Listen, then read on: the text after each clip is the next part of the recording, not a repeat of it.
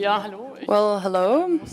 I really have to say, I still need to get used to the scale of this event. Good to see that all of you are here. Thanks very much to the people who are organizing this for allowing me to speak here. I was here last year already, and it was kind of a disaster, to be very honest. I had my nice presentation and had everything written down, and I brought the whole thing with me. And then right before the event, I was sitting there with a lot of Republica veterans, and who were talking about how uncool it was to come here with a prepared presentation. It went okay last time, and I was very, very proud that for the first time in my life I even had a PowerPoint presentation with me that was supposed to masquerade the fact that I had this written out text with me. This year, this is different. In this year, now I know what is cool and what is not cool here. And that's why I brought another written out presentation with me.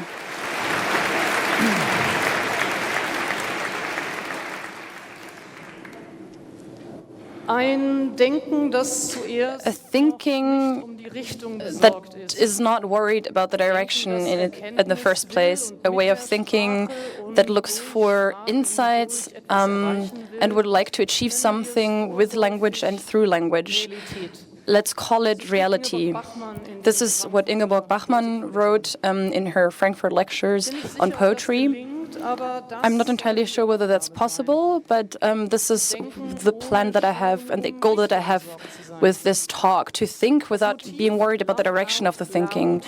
The idea, love out loud, we would like to look at that slowly. We would like to look at different aspects, but at different variations, and we would like to look at different variations and test them.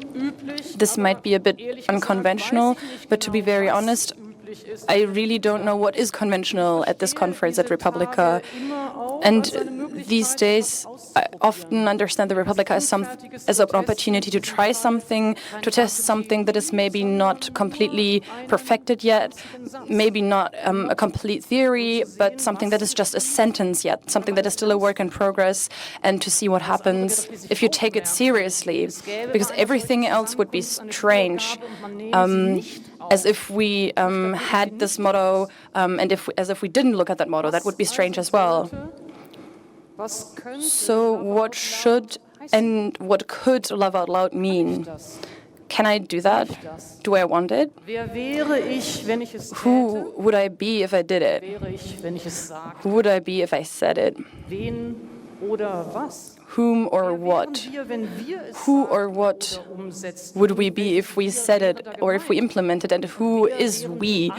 And who are the others? Are they also us? Or are they others? Love out loud.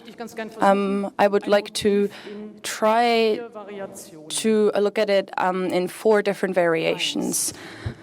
1. As an imperative. An imperative clause is a clause that expresses a command or a plea to do something. The first thing that is interesting is the grammatical form of love out loud. It's an act of speech, an imperative that commands, that makes people, that invites people to do something. It doesn't say loving out loud.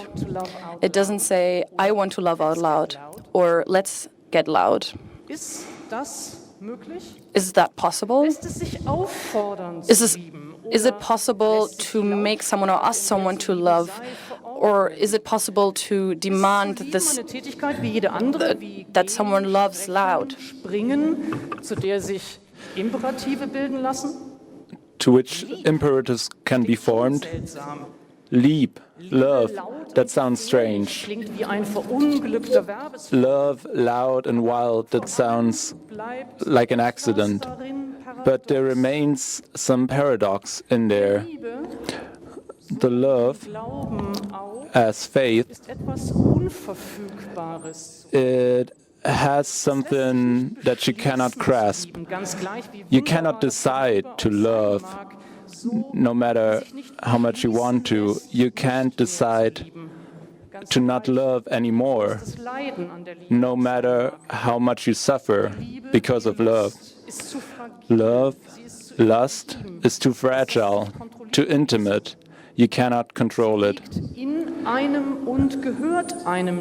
She resides within you, but it doesn't belong to you. And maybe that's exactly the magic of love, that you cannot put it into a fixed place. Or differently, no command, no plead can bring us to find it, to love. So love and lust also cannot be restricted. No law, no government can forbid us from loving. So people don't understand that, who want to sorry, mach du. People who want to pathologize and who want to criminalize queer people and queer love don't understand that. They don't understand that love cannot be ended and it can't just go away.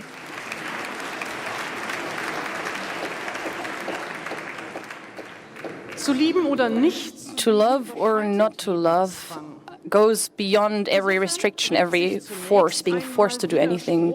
In the first instance, there is some resistance to the form and the grammar of the sentence because it demands something that you cannot demand.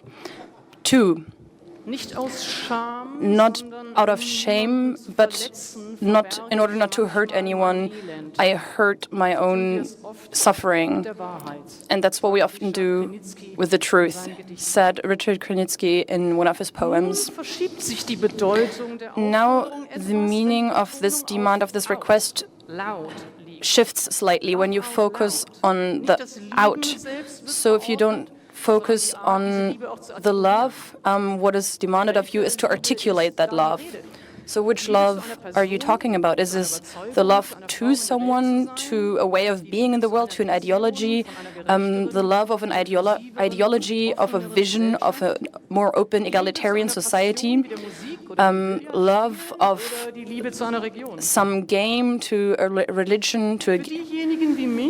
For people like me, whose way of loving is often considered perverse, sick, demented, like less valuable, sinful, unnatural, or sometimes as godless.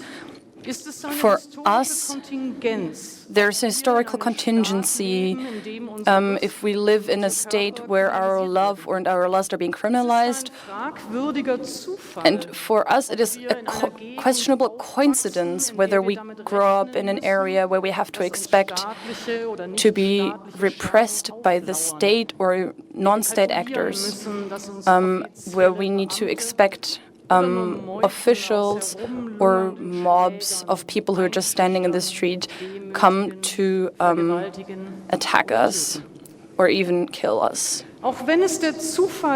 Even if the coincidence has made it so that we grow up in a society where there is state-organized violence, where state-organized violence against our love and lust does not exist anymore, then this practiced fear that we've practiced over hundreds of years of our love, and the fear of what others think about what we are, and the fear of what others think, this knowledge of what we are allows them to do. This fear is still there.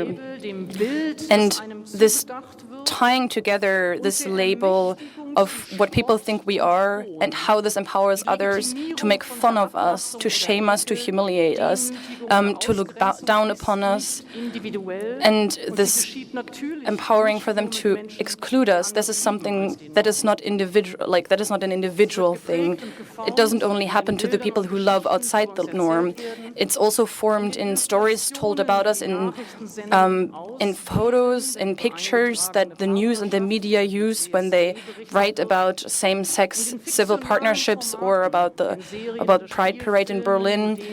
You can see it in TV series and in movies where we only appear when people who are acting are actually non-heterosexual, and when people don't even think that they would be capable of acting as a heterosexual person.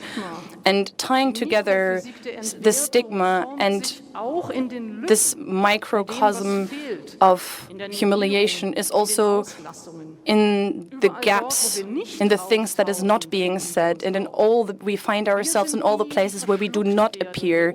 We are the people who are invisible. We are the people who are shameful with a shameful silence. And we are those who children should not know about, at least not too early.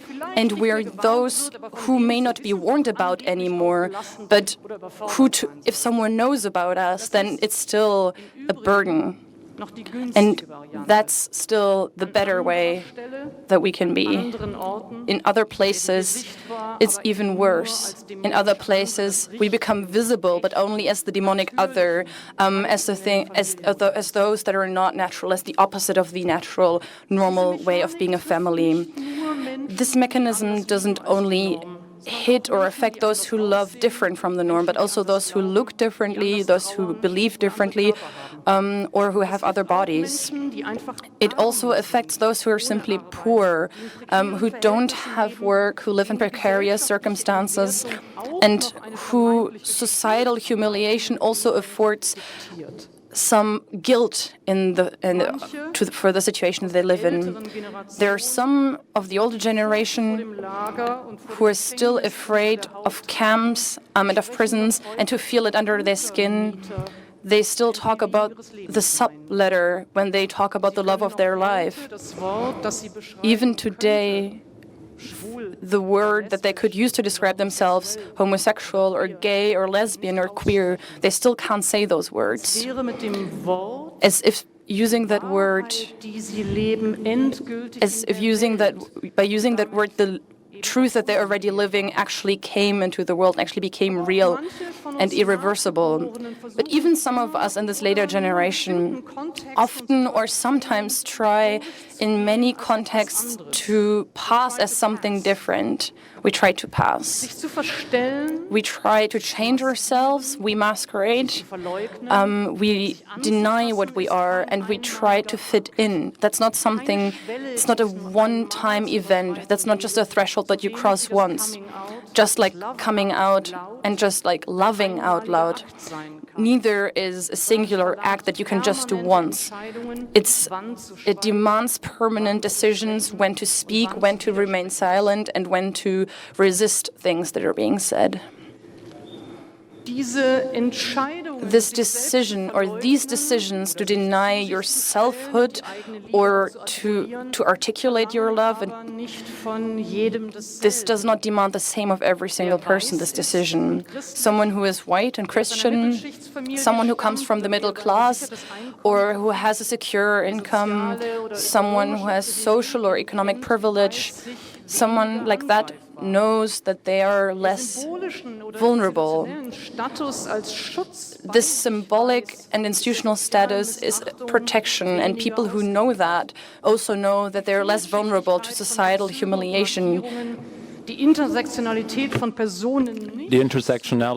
of personalities, when that is not considered, is an own way of marginalizing people.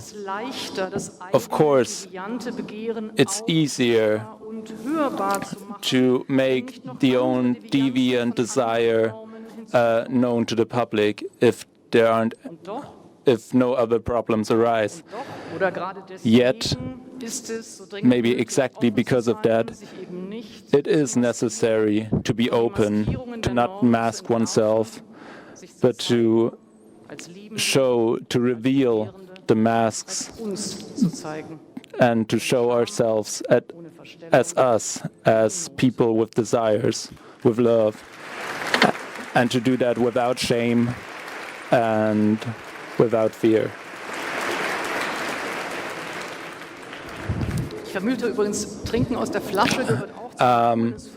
I think drinking straight from the bottle also adds something to your coolness around here.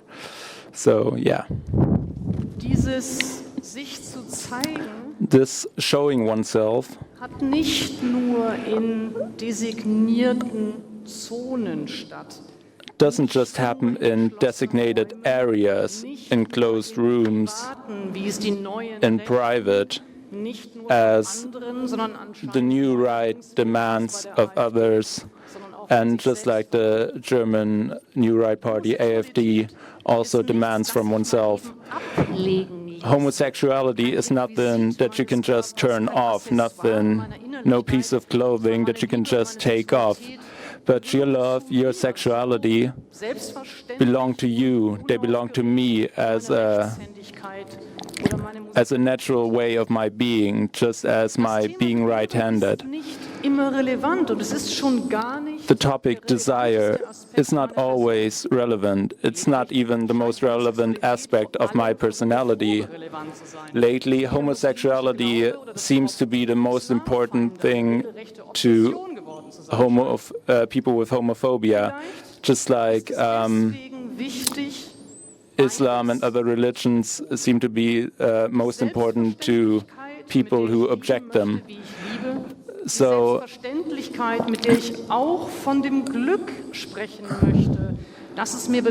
the natural way of talking about love, queer desires, and the political mechanisms of stigmatization here and elsewhere, and the wish to keep my freedom to think differently, to form different alliances locally and internationally, to emphasize that. I want to be aware of identity movements that try to form marginalized groups and within political movements. And I don't want to try to form authentic political cultures, and I want to question our own political rituals, whether they close us off and tie us down instead of opening us up and enabling us. I want to talk about symbolic capital, and this isn't I don't want to blame anyone, but these are questions I want to ask myself. I don't want to freeze in some form of political gesture. I don't want that I don't want the term love out loud to sort of overpower smaller political gestures. And to quote Claude Lévi-Strauss, you can move within identities, but you cannot live within identities. And so maybe this is my biggest concern about love out loud. I didn't turn queer to again be restricted within other forms of speech. And I don't want to write sentences that in turn disregard other people's way of being and other vocabulary, other terms, other expressions, other alliances, other hopes should be made possible. I also write in order to talk about the pain of people being marginalized, people who experience violence. I want to write about things that some people want to be forgotten. I want to talk about violence, and I want to slowly but surely put these things back into a space where they can be visible. Unsichere, tastende Denken und Schreiben. And that is something that doesn't need to be loud, but it needs some careful writing that is searching for something, seeking something.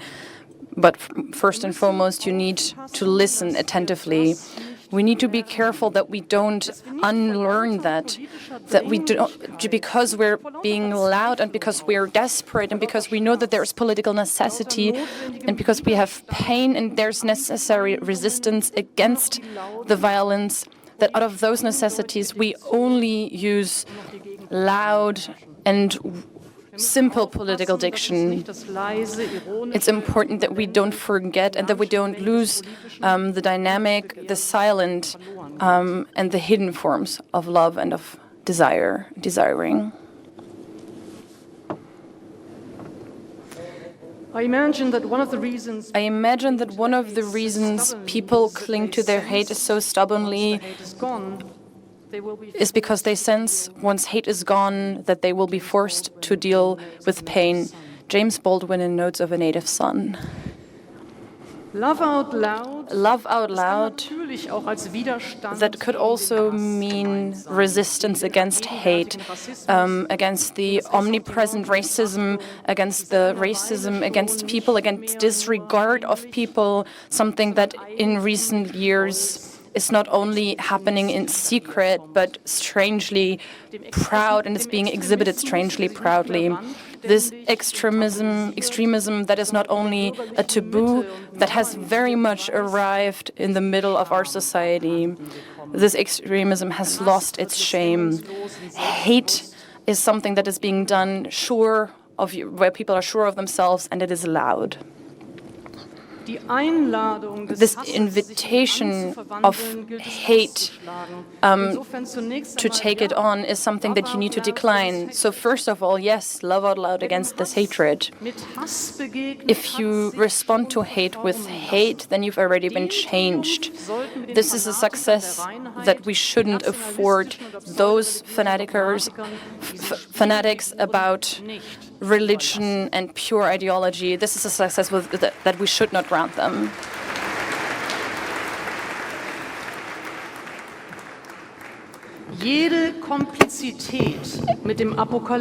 Every way of being complicit with the apocalyptic scenario of a civil war, with this fantasy of completely getting rid of our civil society, of civil kinds of behavior. If you want an egalitarian and open democracy, if you want to protect the rule of law, then you cannot succumb to this maelstrom of violence and hate. For example, the freedom of religion for Muslims cannot be protected if you say that only atheism is acceptable. If we're serious about the freedom of religion, then we cannot say that every sign of religion, whether it's Christian or Muslim or Jewish, then we cannot describe it as undemocratic or somehow backwards.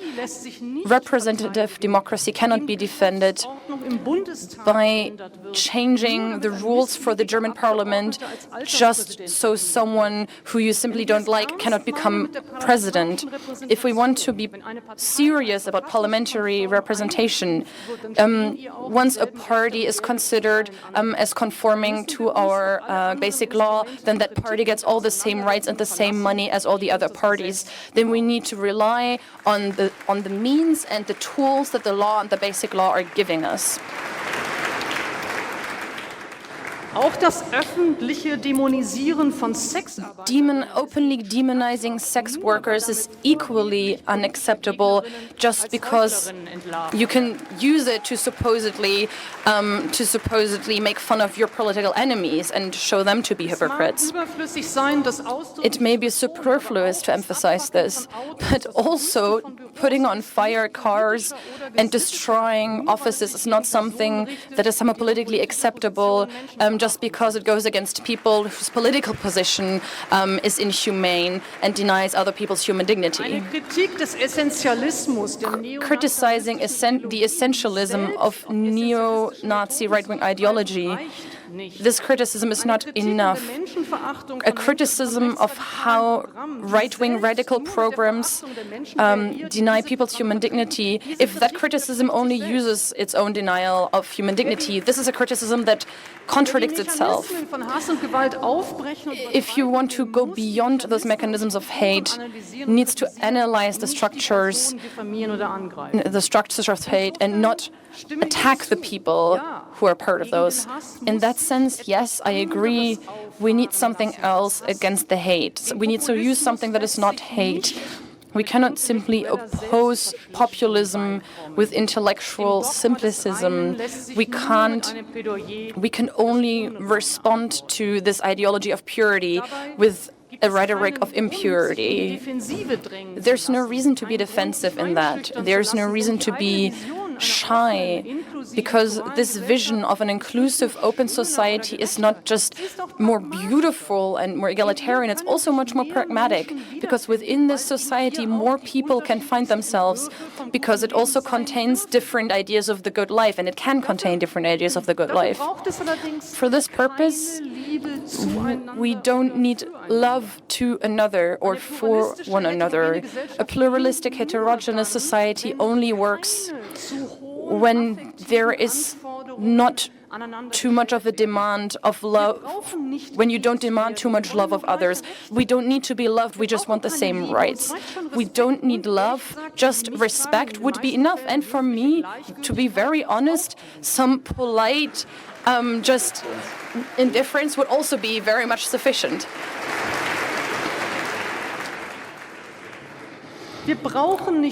We don't need to be loved.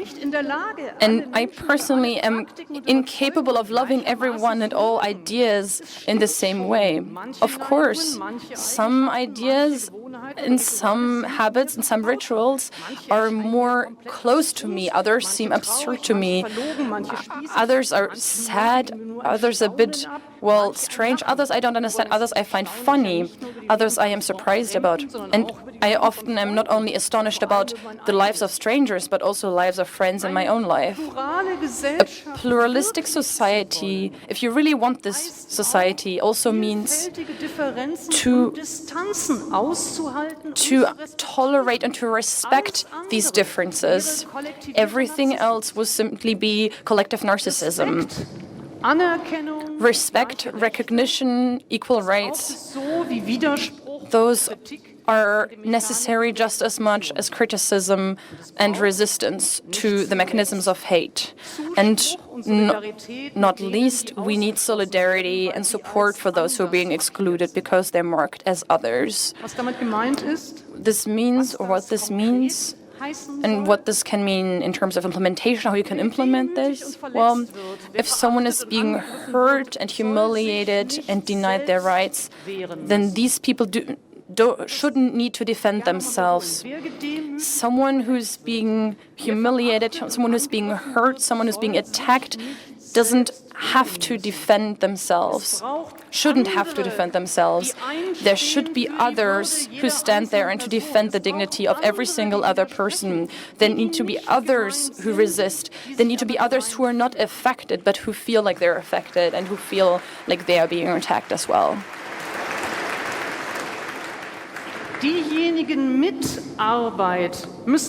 Those who help and who contribute need to ask for equality for those who don't have it. Those who do not believe need to defend the rooms for those who believe, and the other way around.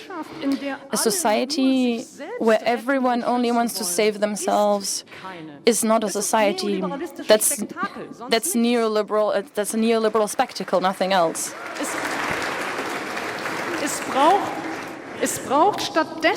Instead, we need a discourse that is based on recognition and that can think recognition and solidarity together, where social questions are not being used to oppose political questions, and where the rights of workers and the rights of others who are marginalized because they're queer or because they're black or female, where there's no hierarchy between these different rights, as if there was some priority, as if some questions of suffering and pain were questions of luxury, where others are important.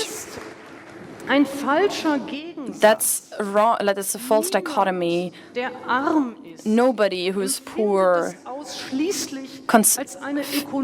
perceives that first and foremost as an economic deprivation. This poverty also goes along with political invisibility. Someone who is poor isn't simply marginalized in an economic way. This poverty is also a taboo, it's being stigmatized. And in a society where we barely talk about social class anymore, the burden and the shame of social need is on these people and is on themselves. Just like the social question is a political one, something that is closely tied to recognition, the political disregard for queer or black people is something that has economic consequences. Equal rights, Black Lives Matter, the queer movement or other movements, they're not just about cultural or political disregard or language games in an empty room. It's about social thinking. It's about the fear of going into the streets or to school. It's about defenselessness of your own body, of your own language. It's about jobs, it's about housing, which are not as readily available to the people whose names or bodies are being neglected. Political and social questions belong together, and we will not be dictated something else. When we talk about respect or solidarity, we always have to think of both of them. Social respect, human dignity, social respect and political participation go together as an indivisible part of human dignity. It belongs to the mechanism of domination that seeing, that experiencing pain. As is part of the mechanism of domination to ban understanding the suffering that this domination produces. Often the people who want to dominate, mostly, no. In most cases, the people who want to be engaged in activism and who want to help are those who are already involved. But then under those questions of what can we do and what should we do, there's something else. There's something about why are others so loud, or they are so loud we can't reach anyone anyway.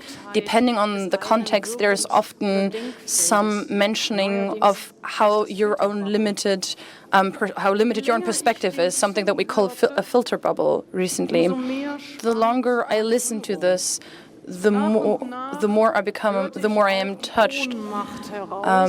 And after a while, I also started to understand or to hear this feeling of powerlessness. It's also a way of disempowering yourself if you constantly ask yourself what your own activism can actually achieve. It's a bitter form of self-disenfranchisement to disregard and to devalue your own positions because you're telling yourself that they're not the position of others or the position of the majority.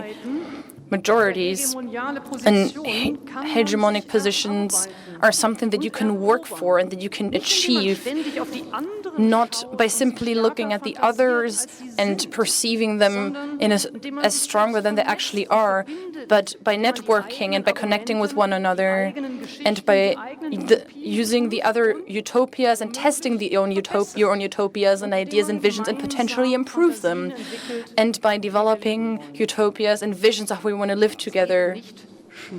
It's not something that's going to be fast. It's going to take some time.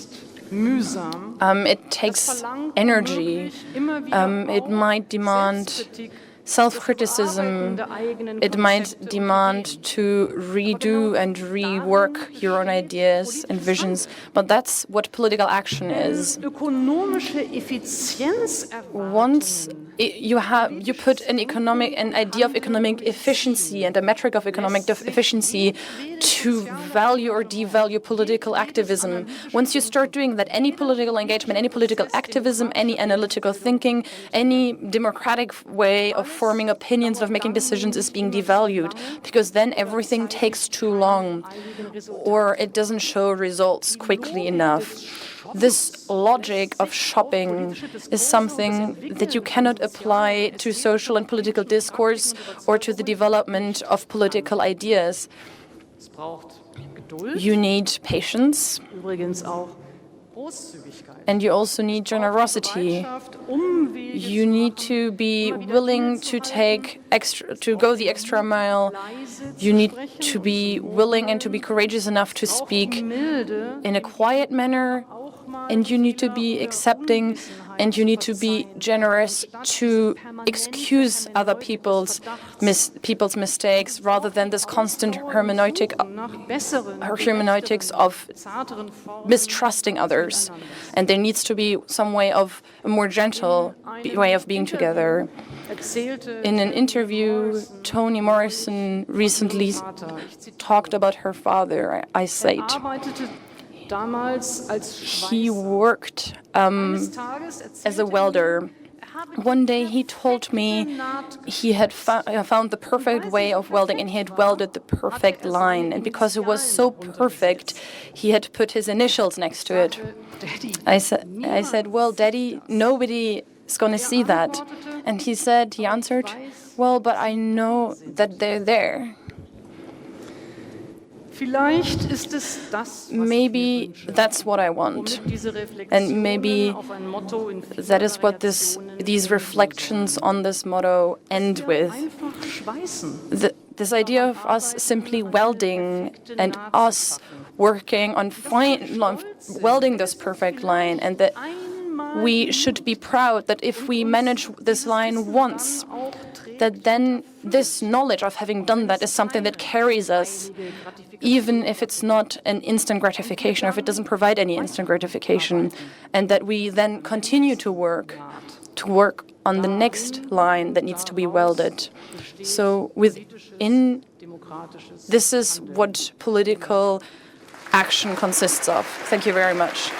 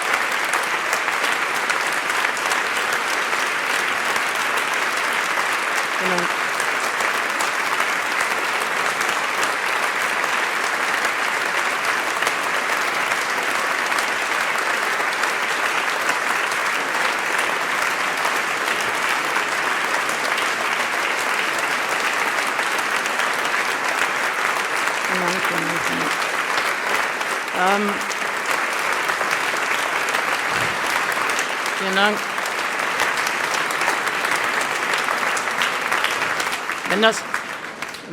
Thank you so much. If this is how it goes, then next year I'll try without a PowerPoint presentation.